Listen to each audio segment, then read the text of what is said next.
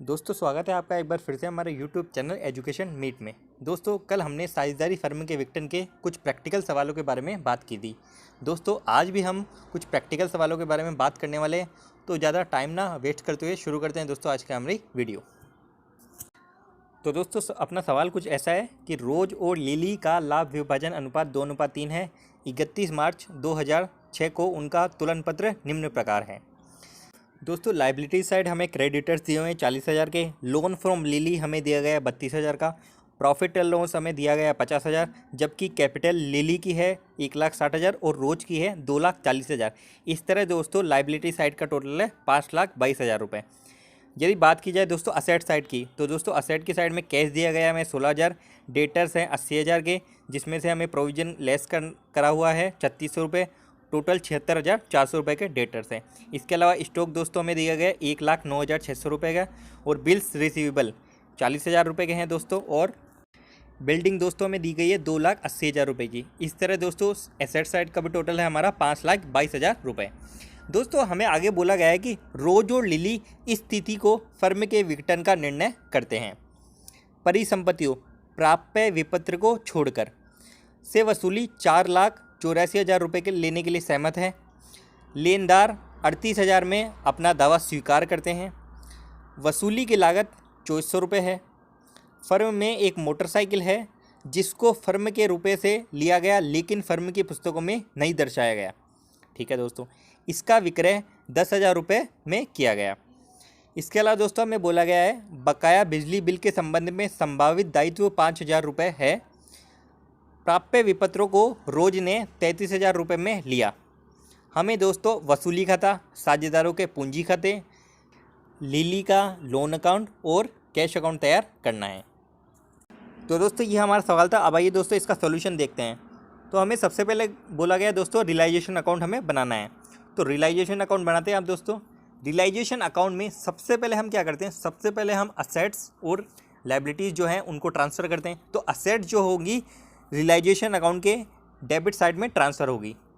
तो असेट को लाएंगे दोस्तों, डेटर्स हैं इसमें दोस्तों 80,000 रुपये के हैं, स्टॉक है दोस्तों 1,09,600 रुपये का, BR है दोस्तों 40,000 के, बिल्डिंग है दोस्तों 2,80,000 रुपये की। इसके अलावा दोस्तों यदि बात की जाए लाइबिलिटीज़ की, तो हमें दोस्तों दिया गया है क्रेडिटर्स हैं 40,000 रुपये के, तो क्रेडिटर्स हम यहाँ लाएंगे। और दोस्तों यहाँ पर एक डेटर्स का प्रोविजन था 3,600 रुपये का असेट की साइड में, जो कि दोस्तों हमारी एक लाइबिलिटी है। और दोस्तों वो जो और लाइबिलिटीज़ है ना, जैसे क्रेडिटर्स वगैरह, उनके साथ ही हम रियलाइजेशन अकाउंट के क्रेडिट साइड में लिखेंगे। तो दोस्तों प्रोविज़न लिखेंगे हम कितने का, 3,600 रुपये का। तो दोस्तों हमने असेट्स ट्रांसफ़र कर दी और लाइबिलिटीज़ ट्रांसफ़र कर दी। अब आइए दोस्तों आगे का इसका सोल्यूशन देखते हैं।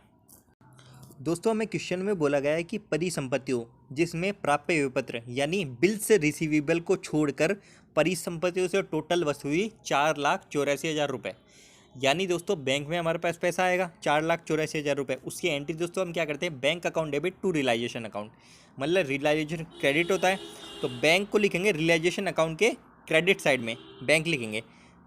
तो बैंक के नाम से दोस्तों कितना लिखेंगे, 4,84,000 रुपये। दोस्तों जैसा कि मैंने पहले बताया था, जब असेट्स ट्रांसफ़र होंगी बैलेंस शीट से तो वो डेबिट साइड आएंगी, लेकिन जब उनका पेमेंट आएगा तो वो क्रेडिट साइड आएगा। इस तरह दोस्तों लाइबिलिटीज़ आएंगी जब क्रेडिट साइड आएंगी, लेकिन उनका पेमेंट डेबिट साइड में लिखेंगे हम रियलाइजेशन अकाउंट के। तो दोस्तों हमने बैंक के नाम से लिखा 4,84,000 रुपये। इसके अलावा दोस्तों हमें बोला गया है कि वसूली की लागत 2,400 रुपये है, मतलब वसूली का पेमेंट होगा। वसूली के खर्चों का पेमेंट कौन करेगा दोस्तों, फर्म ही करेगी, क्योंकि यहाँ पर कोई भी अदर इन्फॉर्मेशन हमें नहीं दी गई है। तो दोस्तों उसकी एंट्री क्या होती है, एंट्री से आप याद रख सकते हैं। एंट्री दोस्तों होती है realisation account debit to bank account, realisation account debit to bank account. तो टू बैंक आ रहा है तो दोस्तों रियलाइजेशन अकाउंट के डेबिट साइड में हम लिखेंगे बैंक के नाम से, बैंक 2,400 रुपये।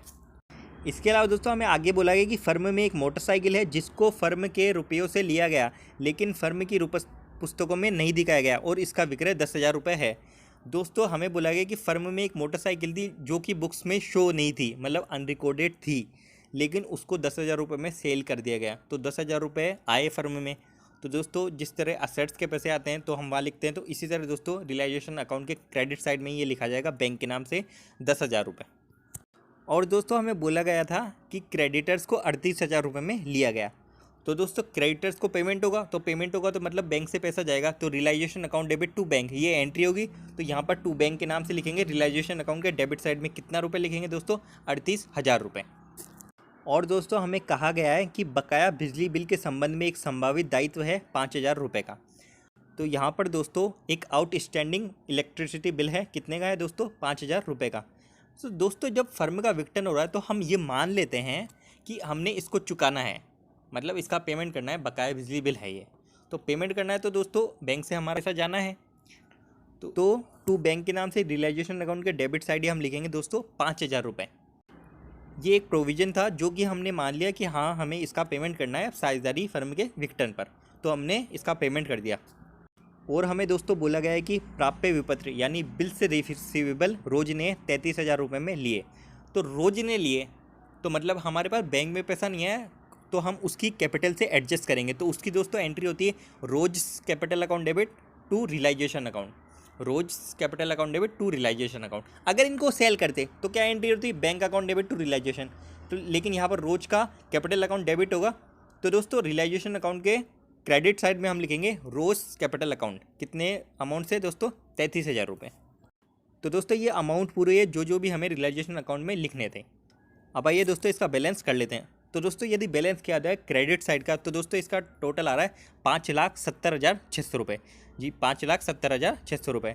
यदि डेबिट साइड का घटाएं, डेबिट साइड का टोटल करें, तो दोस्तों डेबिट साइड का टोटल आ रहा है 5,55,000 रुपये, यानी 5,70,600 में से 5,55,000 लेस करेंगे तो दोस्तों हमारे पास बचेगा 15,600 रुपये, जो कि दोस्तों रियलाइजेशन का प्रॉफिट है दोस्तों ये, ठीक है दोस्तों, ये प्रॉफिट है 15,600 रुपये। अब इनको रोज और लिली के उनके प्रॉफिट शेयरिंग रेशो जो कि कितना है दोस्तों, 2:3 में हमें बांट देंगे और इनके कैपिटल अकाउंट में ट्रांसफ़र होगा। तो दोस्तों रोज को मिलेंगे इसमें से 6,000 रुपये और लिली को मिलेंगे दोस्तों 9,360 रुपये ट्रांसफर टू कैपिटल अकाउंट। इस तरह दोस्तों हमारा ये रियलाइजेशन अकाउंट पूरा हुआ। तो आइए दोस्तों अब देखते हैं पार्टनर्स कैपिटल अकाउंट। तो पार्टनर्स कैपिटल में दोस्तों हम सबसे पहले क्या लिखते हैं, उनका बैलेंस लिखते हैं, जो भी ओपनिंग बैलेंस है, बैलेंस बीडी के नाम से हम लिखेंगे क्रेडिट साइड में। तो लिली का तो दोस्तों है 1,60,000 रुपये और रोज का है दोस्तों 2,40,000 रुपये। इसके अलावा दोस्तों हमें रियलाइजेशन पर प्रॉफिट हुआ है, तो रोज का तो है दोस्तों वो 6,240 रुपये और लिली का है 9,360 रुपये। ये भी वहीं लिखेंगे क्योंकि ट्रांसफ़र हुए हैं, तो ये भी वहीं लिखेंगे। कहाँ पर लिखेंगे, क्रेडिट साइड में, क्योंकि क्या एंट्री हुई दोस्तों, realisation account debit to partners capital account. तो पार्टनर्स कैपिटल के अकाउंट में क्रेडिट साइड में लिखेंगे बाय रियलाइजेशन के नाम से। इसके अलावा दोस्तों बैलेंस शीट में हमें एक चीज़ दी गई थी जिसका नाम था प्रॉफिट एंड लॉस। तो दोस्तों ये प्रॉफिट है 50,000 रुपये है और फर्म का विघटन हो रहा है, तो ये दोनों पार्टनर में बटेगा 2:3 के अनुपात में। तो इसमें दोस्तों लिली को मिलेंगे, लिली को कितने मिलेंगे दोस्तों, 30,000 रुपये और रोज को दोस्तों मिलेंगे 20,000 रुपये। और दोस्तों यदि बात की जाए कोई पेमेंट का, तो दोस्तों एक 33,000 रुपये का रोज ने प्राप्य विपत्र खरीदा था, तो उसकी एंट्री दोस्तों हमने की थी Rose capital account debit to realisation. तो रियलाइजेशन अकाउंट के नाम से लिखेंगे पार्टनर्स कैपिटल अकाउंट के डेबिट साइड में कितना रुपये दोस्तों, रोज के अकाउंट में लिखेंगे 33,000 रुपये। अब दोस्तों हमें बैलेंस करना है, मतलब बैलेंस करने का मतलब होगा अब जो भी है इनका हिसाब करना है, हाँ भाई इसको इतना देना है, इसको इतना देना है। तो यदि लिली का टोटल किया जाए तो दोस्तों इसका टोटल आ रहा है 1,99,360 रुपये। और दोस्तों डेबिट साइड कोई भी बैलेंस नहीं है, मतलब कोई भी अमाउंट नहीं है, तो दोस्तों इसका पेमेंट जो होगा कैश के नाम से 1,99,360 रुपये का। इसके अलावा दोस्तों यदि रोज की बात की जाए तो रोज का दोस्तों आ रहा है 2,66,240 रुपये क्रेडिट साइड का बैलेंस, जबकि डेबिट साइड में दोस्तों एक रियलाइजेशन अकाउंट के नाम से अमाउंट है 33,000 रुपये का, वो लेस करेंगे तो इसका दोस्तों पेमेंट बनेगा 2,33,240 रुपये। ये अमाउंट दोस्तों कैश के नाम से आप पार्टनर्स कैपिटल अकाउंट के डेबिट साइड में लिख देंगे, मतलब हमने दोस्तों उनका पेमेंट कर दिया है, अब उनका कोई हिसाब किताब नहीं बाकी। इसके अलावा दोस्तों हमें एक लोन अकाउंट बनाना था, लिली का लोन अकाउंट बनाएंगे। तो लोन अकाउंट में दोस्तों बाय बैलेंस बीडी के नाम से कितना लोन है दोस्तों, लोन है 32,000 रुपये। तो लिलीज लोन अकाउंट में बाय बैलेंस बीडी के नाम से लिखेंगे कौन से साइड में, क्रेडिट साइड में 32,000 रुपये। और दोस्तों क्योंकि फर्म का विघटन हो रहा है तो हमें इसका पेमेंट करना है। दोस्तों ये ज़रूरी नहीं कि इन्फॉर्मेशन हमें दे ही, सारा इन्फॉर्मेशन नहीं दी उसके पेमेंट की, लेकिन हमें पेमेंट तो करना है ना, क्योंकि लास्ट अकाउंट है, अंतिम अकाउंट है, फर्म का विघटन हो चुका है, बंद हो रहा है व्यापार, तो उसका पेमेंट करना है। तो लिलीज लोन अकाउंट में लिखेंगे दोस्तों टू कैश के नाम से डेबिट साइड में 32,000 रुपये। इस तरह दोस्तों लिलीज लोन अकाउंट भी बंद हो जाएगा। अब दोस्तों बाकी रह गया हमारा कैश अकाउंट, आइए दोस्तों अब वो बना लेते हैं। तो आइए दोस्तों अब कैश अकाउंट बनाते हैं। कैश अकाउंट में दोस्तों बैलेंस बीडी कितना आएगा, ओपनिंग बैलेंस जो कैश का है, कैश का दोस्तों हमें दिया गया है बैलेंस शीट में 16,000 रुपये। अब ये दोस्तों किस साइड आएगा, ये दोस्तों आएगा डेबिट साइड, क्योंकि दोस्तों ये असेट्स है, ये हमारी लाइबिलिटीज़ नहीं है, इसलिए दोस्तों इसका ओपनिंग बैलेंस आएगा डेबिट साइड, बैलेंस बीडी के नाम से 16,000 रुपये। अब आइए दोस्तों देखते हैं हमने कौन कौन सा कैश का पेमेंट किया था। तो दोस्तों 4,84,000 रुपये में हमने असेट्स बेची थी, तो उसका पेमेंट दोस्तों हमारे पास आया था। उसकी एंट्री दोस्तों हमने की थी bank account debit to realisation. अब बैंक या कैश जो भी आप कुछ भी मान सकते हैं, तो दोस्तों इसको हम लिख देंगे टू रियलाइजेशन अकाउंट के नाम से। कितना लिखेंगे दोस्तों, 4,84,000 रुपये। इसके अलावा दोस्तों हमने एक 10,000 रुपये की मोटरसाइकिल भी बेची, वो भी दोस्तों कैश अकाउंट के कौन से डेबिट साइड में आएगा, टू रियलाइजेशन के नाम से। कितना आएगा दोस्तों, 10,000 रुपये। अब दोस्तों देखते हैं कि हमने कौन कौन से पेमेंट किए। तो दोस्तों हमने 38,000 रुपये तो क्रेडिटर्स को पेमेंट किया, 38,000 रुपये का, तो बाय रियलाइजेशन अकाउंट के नाम से आएगा 38,000 रुपये। इसके अलावा दोस्तों एक हमने 5,000 रुपये का बकाया बिजली बिल चुकाया, तो वो भी बाय रियलाइजेशन अकाउंट के नाम से आएगा। कितना आएगा दोस्तों, 5,000 रुपये। ये भी कैश अकाउंट के क्रेडिट साइड में आएगा। और दोस्तों हमने वसूली व्यय यानी रियलाइजेशन एक्सपेंसेस को पे किया, वो कितने के थे दोस्तों, 2400 रुपये थे। 2400 रुपये भी दोस्तों कौन से पार्ट में लिखे जाएंगे दोस्तों, क्रेडिट साइड ही लिखे जाएंगे 2400 रुपये। इसके अलावा दोस्तों हमने लिली के जो लोन के बाकी थे 32,000 रुपये, उसका पेमेंट किया, तो ये आएगा लिलीज़ लोन अकाउंट के नाम से। कितना आएगा दोस्तों, 32,000 रुपये क्रेडिट साइड में दोस्तों। और दोस्तों हमने कैश पेमेंट किया पार्टनर्स कैपिटल अकाउंट का, जो भी उनका बैलेंस था। हमने लिली को तो दोस्तों किया था 1,99,360 का, और रोज को किया था दोस्तों 2,33,240 का। तो दोस्तों ये हमारे पेमेंट पूरे हैं। यदि दोस्तों डेबिट साइड की बात की जाए, मतलब हमारे पास कितना कैश है दोस्तों, 16,000 रुपये कैश हमारे पास पहले पड़ा था, और हमें सेल वगैरह करने से हमारे पास पेमेंट आया था 4,94,000 रुपये, मतलब टोटल 5,10,000 रुपये हमारे पास कैश पड़ा था। अब दोस्तों यदि बात की जाए जो जो हमने पेमेंट किए, तो दोस्तों पेमेंट का जब टोटल करते हैं तो पेमेंट का टोटल भी दोस्तों आता है 5,10,000 रुपये टोटल पेमेंट। अब दोस्तों ना तो हमारे पास बैंक में कुछ पैसा है, ना कैश है, और ना ही दोस्तों पार्टनर्स को कुछ लेना देना है, मतलब दोनों बैलेंस बराबर आए हैं। कैश के भी, कैश अकाउंट भी बंद हो गया। इस तरह दोस्तों हमारे अकाउंट भी बंद हो चुके हैं, और दोस्तों ये सवाल भी पूरा हुआ। तो आइए दोस्तों अब हमारा दूसरा सवाल देखते हैं, जो कि है दोस्तों रीटा, गीता और आशीष फर्म में साझेदार है। उनका लाभ हानि विभाजन अनुपात 3:2:1 है। 31 मार्च 2010 को उनका तुलन पत्र इस प्रकार है। दोस्तों लाइबिलिटी साइड में हमें कैपिटल दी गई है। रीटा की है दोस्तों 80,000, गीता की है 50,000, और आशीष की है दोस्तों 30,000, यानी 1,60,000 रुपये की टोटल कैपिटल है। क्रेडिटर्स हमें दिए गए हैं 65,000 रुपये के, बिल्स पेबल हमें दिए गए हैं 26,000 रुपये के, और जनरल रिजर्व हमें दिए गए हैं 20,000 रुपये के।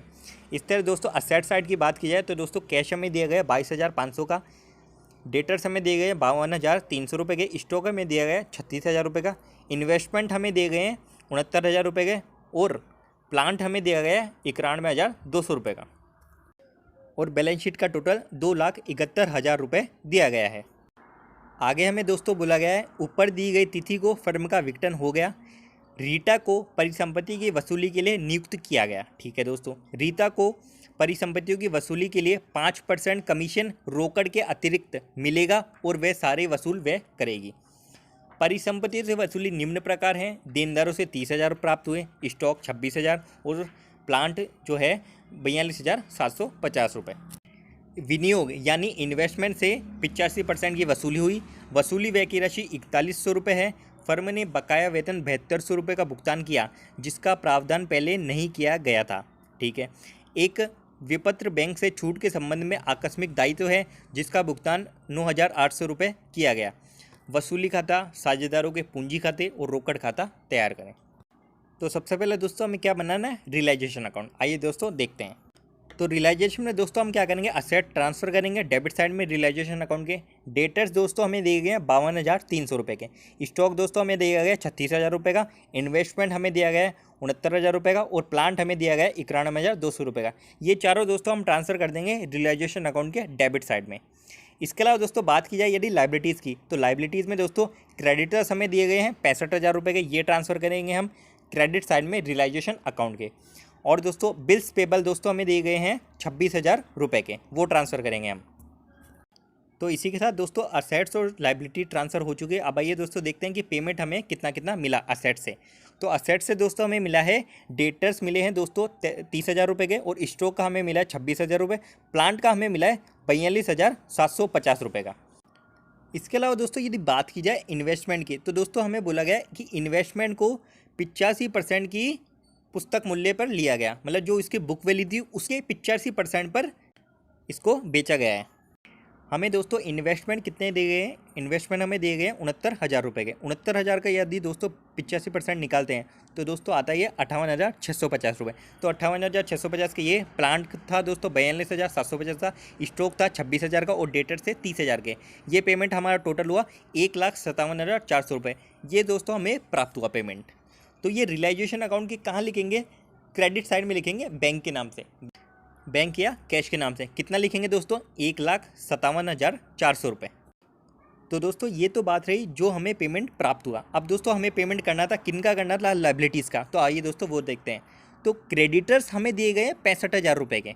तो 65,000 रुपये में कोई भी हमें इसके बारे में इन्फॉर्मेशन नहीं दी गई है कि इसको कितने पर रिलीज किया गया या फिर उनको कितना पेमेंट किया गया। तो 65,000 का 65,000 ही पेमेंट किया गया, हम ये मानेंगे। तो क्रेडिटर्स लिखेंगे रियलाइजेशन अकाउंट के डेबिट साइड में 65,000 रुपये। इसके अलावा दोस्तों BR लिखेंगे, कितना लिखेंगे दोस्तों, 26,000 रुपये। ये दोस्तों हमारे पेमेंट है, तो किस नाम से आएंगे दोस्तों, ये कैश या बैंक के नाम से, रियलाइजेशन अकाउंट के डेबिट साइड में कैश या बैंक के नाम से। और दोस्तों हमें बोला गया है कि वसूली व्यय की राशि 4100 रुपये है, लेकिन दोस्तों वसूली व्यय कौन करेगा, रीटा करेगी, इसलिए दोस्तों इस पेमेंट से हमें कोई मतलब नहीं है, तो ये हम नहीं लिखेंगे। और दोस्तों हमें आगे बोला गया कि फर्म ने बकाया वेतन 7200 रुपये का भुगतान किया, तो ये भी दोस्तों टू बैंक या कैश के नाम से आएगा 7200 रुपये रियलाइजेशन अकाउंट के डेबिट साइड में। और दोस्तों हमें बोला गया कि एक विपत्र बैंक से छूट के संबंध में आकस्मिक दायित्व है जिसका भुगतान 9800 रुपये किया गया। आप ये मान सकते हैं दोस्तों एक हमारी लाइबिलिटी थी 9800 रुपये की जिसका पेमेंट किया गया है, तो ये भी दोस्तों बैंक के नाम से लिखेंगे 9800 रुपये। तो हमने इसके साथ दोस्तों 4 पेमेंट कर दिए। कौन कौन से दोस्तों, क्रेडिटर्स हमने कर दिए 65,000 रुपये के, BP यानी बिल्स पेबल हमने कर दिए 26,000 रुपये के, सैलरीज हमने कर दी 7200 रुपये की, और जो डिस्काउंटेड बिल थे वो हमने कर दिए 9,800 रुपये के। इसका दोस्तों टोटल आ रहा है 1,08,000 रुपये जो हमने पेमेंट किया। और दोस्तों हमें एक लाइन बोली गई थी कि रीटा को परिसंपत्तियों की वसूली के लिए नियुक्त किया गया, और उसको परिसंपत्तियों की वसूली के लिए 5% कमीशन रोकड़ के अतिरिक्त मिलेगा, और वह सारे वसूली वह करेगी। मतलब उसको 5% कमीशन मिलेगा, किस पर दोस्तों, जो भी परिसंपत्तियों की वसूली हुई है उस पर 5% मिलेगा। ये जो अपनी वसूली हुई ना टोटल दोस्तों कितनी हुई थी, 1,57,400 रुपये की। तो दोस्तों 1,57,400 रुपये का 5% इसको कमीशन के रूप में मिलेगा, मतलब इसके अकाउंट में क्रेडिट किया जाएगा। तो उसकी दोस्तों एंट्री होगी realisation account debit to Rita's capital account. कितना होगा दोस्तों, 1,57,400 रुपये का 5%, ये दोस्तों का 7,870 रुपये। तो रियलाइजेशन अकाउंट के डेबिट साइड में अब लिखेंगे रीताज कैपिटल अकाउंट के नाम से 7,870 रुपये। तो इसी के साथ दोस्तों रियलाइजेशन का हमारा काम पूरा हुआ। अब दोस्तों हमें बैलेंस करना है। यदि दोस्तों बात की जाए क्रेडिट साइड की, तो दोस्तों क्रेडिट साइड का हमारा बैलेंस आ रहा है, तो इसका दोस्तों टोटल आ रहा है हमारे पास 2,45,400 रुपये। यदि दोस्तों डेबिट साइड की बात की जाए तो डेबिट साइड का हमारा टोटल आ रहा है 3,64,370 रुपये। यानी दोस्तों इसका मतलब क्या है, इसका मतलब है दोस्तों लॉस है। यदि डेबिट साइड का बैलेंस ज़्यादा हो रियलाइजेशन अकाउंट का, तो इसका मतलब है दोस्तों लॉस है हमें। लॉस कितने का दोस्तों, 3,64,370 में से 2,45,400 रुपये हम लेस करेंगे तो हमारे पास आएगा 1,15,000 रुपये 970 रुपये, 1,15,970 रुपये। इसको दोस्तों तीनों के रेशो में, प्रॉफिट शेयरिंग रेशो में बांटना होगा। और दोस्तों वो रेशो कितना है, 3:2:1। तो रीता को तो दोस्तों इसमें लॉस मिलेगा 57,985 रुपये, गीता का लॉस होगा दोस्तों 38,657 रुपये, और आशीष का लॉस होगा दोस्तों 19,338 रुपये। लोड ट्रांसफ़र तो कौन से अकाउंट में दोस्तों ट्रांसफ़र होएगा, ये कैपिटल अकाउंट में। तो इसी के साथ दोस्तों रियलाइजेशन अकाउंट हमारा पूरा हुआ। अब दोस्तों आइए देखते हैं partners capital account. Partners capital account में दोस्तों हम सबसे पहले क्या लिखते हैं, बाय बैलेंस BD के नाम से बैलेंस लिखते हैं, यानी कैपिटल का जो ओपनिंग बैलेंस है। रीता का दोस्तों है 80,000, गीता का है 50,000 और आशीष का है 30,000। और दोस्तों हमारा जो रियलाइजेशन का लॉस हुआ है, तो रियलाइजेशन का लॉस अब डेबिट साइड ट्रांसफर की ये लॉस है, तो रियलाइजेशन के नाम से लिखेंगे पार्टनर्स कैपिटल अकाउंट के डेबिट साइड में रीता का दोस्तों था 57,985, गीता का था दोस्तों 38,657, आशीष का था दोस्तों 19,328 रुपये। और दोस्तों बैलेंस शीट में हमें एक चीज़ दी गई है जिसका नाम है जनरल रिजर्व। तो जनरल रिजर्व दोस्तों जब भी फर्म का विघटन होगा, चाहे साझेदार का प्रवेश हो, मृत्यु हो या विघटन हो, कुछ भी हो, ये उनके कैपिटल अकाउंट में ट्रांसफ़र किए जाते हैं उनके प्रॉफिट शेयरिंग रेशो में। तो दोस्तों ये टोटल कितना है 20,000 रुपये। दोस्तों 20,000 को हम बांटेंगे 3:2:1 में। तो रीता को दोस्तों उसमें मिलेगा 10,000 रुपये, गीता को मिलेगा दोस्तों 6,666.66 या फिर दोस्तों मान सकते हैं 6,667 रुपये, और आशीष को दोस्तों आप बोल सकते हैं 3,333 रुपये। इसके अलावा दोस्तों एक कमीशन क्रेडिट किया गया था किसके अकाउंट में, रीता के अकाउंट में। कितना दोस्तों 7,870 रुपये का। कौन सा दोस्तों, जो असेट से हमें पेमेंट प्राप्त हुआ था उसका 5%, उसका दोस्तों क्रेडिट किया गया था। तो क्रेडिट साइड में लिखा जाएगा कैपिटल अकाउंट में रीता के कॉलम में 7,870 रुपये रियलाइजेशन के नाम से। अब दोस्तों इसका बैलेंस कर लेते हैं और इनका पेमेंट जो भी हम देना है वो देखते हैं कितना क्या देना है। तो दोस्तों क्रेडिट साइड का जो बैलेंस आ रहा है वो आ रहा है दोस्तों रीता का 97,870 रुपये। और दोस्तों यदि बात की जाए डेबिट साइड की तो वो लॉस है, लॉस को लेस करना पड़ेगा। वो कितना है दोस्तों 57,985 रुपये।